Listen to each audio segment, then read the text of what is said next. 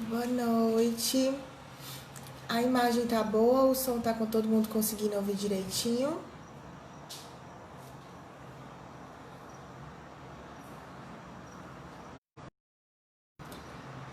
Os primeiros que forem entrando, por favor, só me digam que se o som e a imagem tá tudo certinho pra gente poder dar início ao nosso evangelho, tá bom?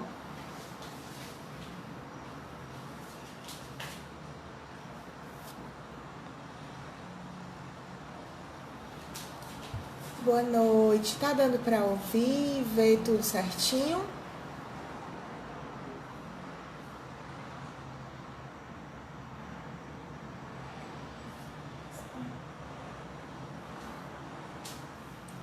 Se vocês puderem colocar nos comentários se tá o som e a imagem direitinho pra gente poder dar início ao nosso evangelho. Boa noite, Adriana, tudo bem? Tá ótimo, então. Então, boa noite. Eu sou Ana Carolina, sou voluntária da Casa de Francisco. Mais uma vez, muito grata pela oportunidade de estar aqui podendo fazer o nosso evangelho, certo? Então, hoje, o evangelho escolhido foi o capítulo 18, item 5, a porta estreita. Porque essa porta tão estreita, que é dada ao menor número transpor, se a sorte da alma está fixada para sempre depois da morte? É assim que, com a unicidade da existência, se está incessantemente em contradição consigo mesmo e com a justiça de Deus.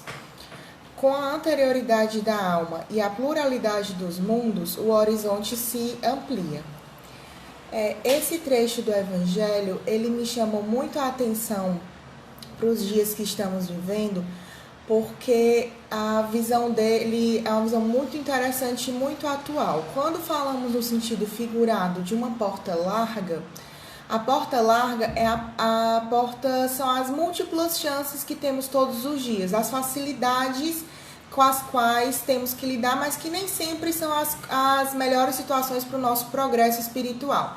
São as situações que nós podemos entrar no comodismo, nos hábitos viciosos, nos pecados, porque pecado é tudo aquilo que eu faço contra a minha própria essência. Não necessariamente é algo que eu faço contra o outro. Então, se eu faço algo que vai me prejudicar, aquilo eu estou indo pela porta larga, pela facilidade.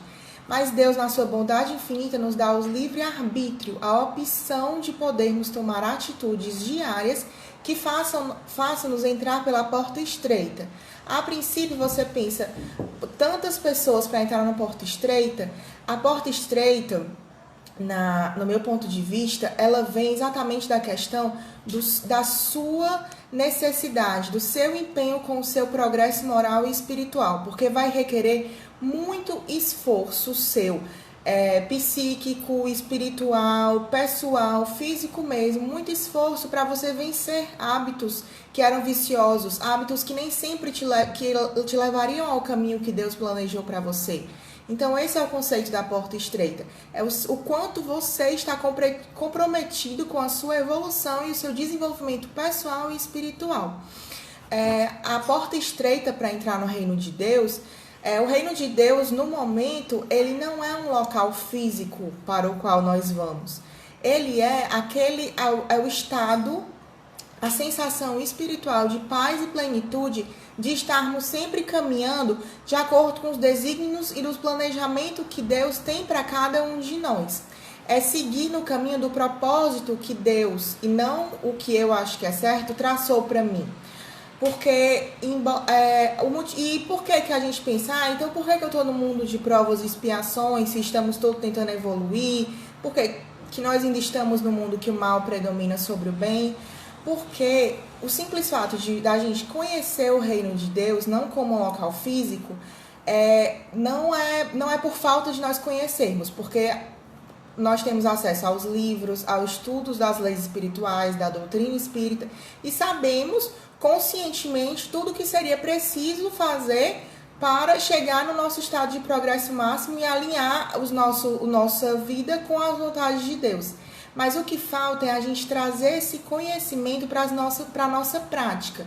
Não é deixar para aquele dia na semana que eu vou à minha igreja, ao meu templo, à instituição que eu frequento, qualquer que seja, para naquele dia eu praticar a caridade, praticar o amor ao próximo, para aquele dia eu me comprometer de ir trabalhar com o meu projeto. Não, as leis espirituais, elas devem ser um hábito diário, e a partir do momento que nós colocamos as leis nos nossos relacionamentos, no nosso ambiente de trabalho, na nossa casa, aquilo se torna algo mais palpável.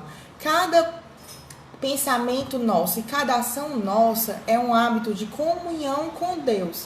Porque Deus é vida, mas Deus é vida em ação. Não adianta nada eu ler vários livros, de qualquer religião, qualquer doutrina que seja, se aquilo não está enraizado em mim. Se eu não acredito que aquilo eu vou ter que fazer de sementinha em sementinha para aquilo germinar. Todo esse caminho, ele corrobora para o nosso renascimento espiritual e emocional. Só que muitas vezes nós ficamos muito enraizados nos pensamentos negativos, pensamentos viciosos, atos que não vão nos levar para frente. Ao invés de contribuir para a nossa evolução, porque todos somos fadados ao progresso, somos colocados para trás. Porque nós acabamos nos julgando muito, nos punindo muito por situações que consideramos que erramos, quando na realidade a visão de erro que eu gosto muito de ter não é que você não é perder a sua autorresponsabilidade, sua consciência por tudo que lhe acontece, mas erro, você só aprendeu mais uma forma de que aquilo não vai funcionar daquela forma. Então seria incoerente comigo mesmo saber que, por exemplo, eu tenho que ir do lugar A para o lugar B. Eu tenho duas estradas. A estrada A está fechada. Eu posso insistir e ir pela estrada A, sabendo que não vai levar a lugar nenhum. Ou eu posso ir pela estrada B, que está livre e vai me levar ao mesmo local. Então, esse é o princípio. A partir do momento que nós ficamos presos em experiências ruins, nos julgando, no comodismo de não querer mudar nossos atos para tornar cada mínimo ato da nossa vida um ato de comunhão com Deus, nós negamos o amor a nós mesmos. E a partir do momento que eu nego o amor a mim mesmo, não tem como eu amar o outro, e eu vou de encontro ao primeiro mandamento: amar o próximo como a si mesmo. Como é que eu vou amar o próximo? Como é que eu vou auxiliar no progresso do próximo se eu mesmo não me amo? Se eu mesmo não estou contribuindo para o meu progresso? Então nós ficamos estagnados. Quando os nossos desejos, por egoísmo, por orgulho, falam mais altos do que os planos que Deus tem designados para nós entramos num ciclo de infelicidade, porque nós vamos sair de um ciclo que era para nós estarmos em plenitude e felicidade e vamos para um ciclo de infelicidade. Só que Deus é um Pai tão amoroso, tão generoso e que cuida tanto de cada um de nós, individual e coletivamente, que Ele nunca vai desistir de nós. Até que você tenha aprendido a lição de certa situação, ela vai se repetir quantas vezes forem necessárias na sua vida. E aí você pensa, então acabou minhas chances aqui. Deus continua sendo tão maravilhoso que se você não cumprir nessa vida terrena, Ele vai te dar o benefício da reencarnação. Quando você vai reencarnar, é a prova de que Deus é tão amor que Ele perdoa todos os defeitos, todos os falsos caminhos que cada um dos seus filhos fez, e lhes dá uma nova chance. Ele apaga aquele quadro cheio de problemas, cheio de situações e pensamentos ruins que tivemos, e lhe entrega uma vida toda em branco. E ainda vem o maior benefício, que é o benefício do esquecimento, porque Ele sabe tanto que nós, como seres humanos, muitas vezes nos colocamos num lugar de fragilidade e que não suportaríamos certas dores e certas lembranças que foram muito difíceis para nós no passado, que Ele nos dá o benefício do esquecimento. Então, cada reencarnação, você vai ter, claro, lembranças, intuições, receber inspirações dos seus espíritos protetores, porque você escolhe os gêneros das suas provas, mas você não fica preso a erro do passado, ou seja, você tem uma capacidade constante de renovação e a chance de sempre concorrer para o seu progresso. Então, essa é a maior prova de amor e de bondade de Deus conosco, ou seja, Ele quer que nós passemos pela porta estreita, mas nós, pelos nossos vícios, pelo nosso orgulho, pelo nosso comodismo, muitas vezes preferimos passar pela porta larga. Todos os caminhos que caminhamos são caminhos dignos. Só que temos que estar sempre muito alinhado com os nossos espíritos superiores para pedirmos as intuições necessárias para saber. Às vezes temos muitas opções, não sabemos para qual lado devemos seguir, o que devemos fazer, como devemos agir, e acabamos entrando num caminho que era inadequado. Mas a gente aprende, o ser humano aprende por método de tentativa e erro. Se estivermos sempre conscientes e jogando a nossa intenção para Deus, de que pedindo aquele voto de confiança, olha Deus, eu estou tentando, eu quero ir para o melhor caminho, então me inspire, coloque ideias boas, coloque pessoas boas ao meu redor que vão concorrer para o meu progresso. Quando a gente tira aquela distância que a gente tem entre a gente e Deus, que a gente traz ele para pertinho como um amigo que está sempre do nosso lado, o caminho fica mais leve, porque a gente divide as responsabilidades, divide o problema. Então tudo fica melhor. E como diz no Livro dos Espíritos, sonhar com o futuro, vamos sonhar com o nosso futuro, vamos procurar sempre avançar na vida, porque se a gente estiver sempre naquela conexão, pode ser que eu não acerte 100% das vezes, porque estamos num caminho para a perfeição, ninguém aqui está perfeito. Se a gente for nessa conexão com o nosso divino, com Deus, a gente vai ver que as provas vão ficar mais brandas e mais curtas a cada encarnação. Mas isso se eu me comprometer. Porque o ser humano, ele é o único ser racional que escolhe conscientemente ficar se punindo pelo mesmo erro a vida inteira.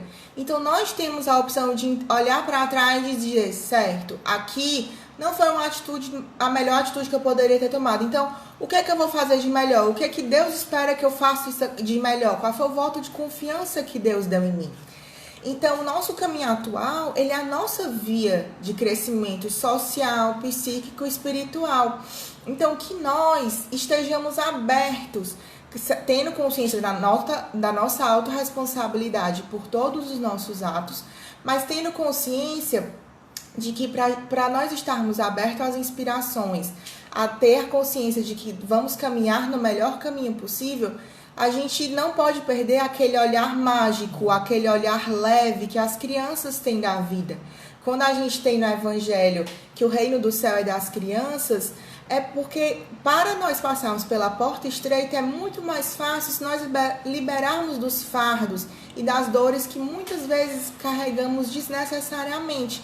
Vamos voltar a olhar a vida com encantamento, com a surpresa, com a paz, com leveza que as crianças levam a vida e nós somos capazes de fazer isso.